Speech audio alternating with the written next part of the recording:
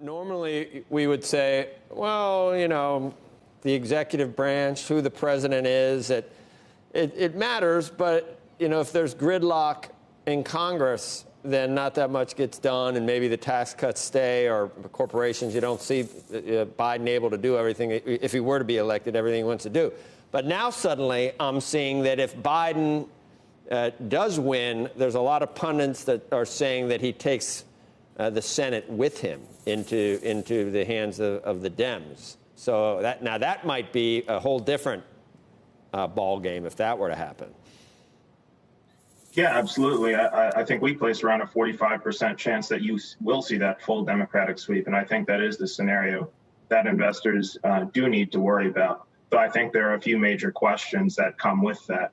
I think first, it's if Democrats do sweep, are they going to make overtures to Republicans, as Biden has suggested, in terms of returning to normalcy, or are they going to go say to Republicans, elections have consequences? We're in the midst of an economic crisis. We're going to be bold and take our agenda even further in the midst of that crisis and legislate as they would. So you're at 45% Biden and Senate. What is it for the Senate, just pure Senate right now? I think that's flipped too, hasn't it? Or at 50-50? Yeah, I think it's around 60-40 that Democrats take the Senate in the betting markets. Our view is there's probably a 55% chance of divided government, meaning Republicans controlling the Senate. Do you, and I'll ask you first, Ed, the excitement factor. There's a couple of things, and we don't necessarily need to get too far in the weeds on this, but years ago, people say that Hillary just had a very high negative. Hillary Clinton had a very high negative, and that Joe Biden doesn't really strike anyone that way, and that is a positive this time around. That's how Donald Trump got elected, because it was Donald Trump versus Hillary. So this time around, the excitement, though, for Biden doesn't seem to be that high. And people that vote for Trump, whether it's 40 or 42%, whatever you think his base is, 38, I don't know where it is now, but they're going to go and vote, most likely, or they have in the past. Does that cancel out that Joe Biden is not quite as unlikable as Hillary Clinton, Ed? I think that's a great question, Joe. I think there's two things there. One, when you look at exit poll data from 2016, Trump won among voters who hated both of them because he effectively made this a choice.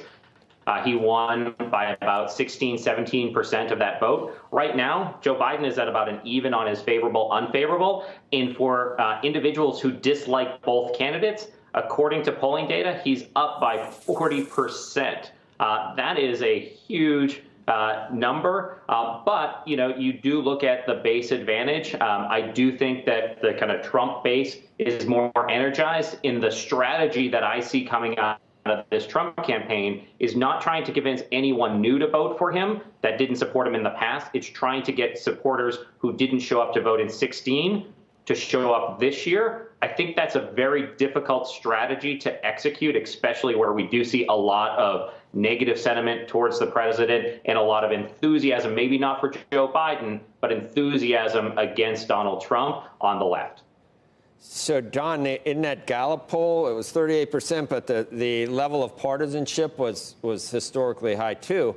Trump still has 91% approval among Republicans. I don't know if it's just a staggering number to me when I see that, I see people on the left say that Republicans are going to need to explain to their grandchildren how they enabled this guy to stay in office or whatever. So how do Republicans walk around without hiding admitting that they still support Donald Trump?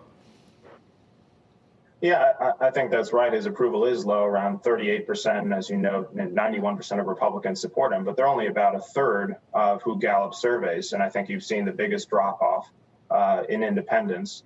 So, I think that the concern for Trump is not only, keeping his base and Republicans happy, but expanding his coalition. And I don't think that there's good evidence in the midst of this crisis that that's happening.